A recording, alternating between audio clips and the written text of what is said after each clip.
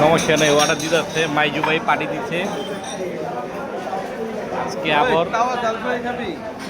তার জাল ফ্রাই। যেটাই খাইবেন খান, সমস্যা নেই, আমার কোনো বাদ বিচার নেই। কামরুল, তোর দোস্তে পাঠিয়ে দিছে, তুই চেহারা ডাকলে এটা কাম হইব না। কামরুল শোনো, কামরুল তুমি ডাকলে কাম হইব, তোমার দোস্তে পাঠিয়ে দিছে। না না, এই যে মাইজু ভাই আমাদের পাঠিয়ে দিচ্ছে। সবাই মাইজু ভাইয়ের মাইয়ার জন্য দোয়া করবেন। সামনে মাইজু ভাইয়ের মাইয়ার বিয়া।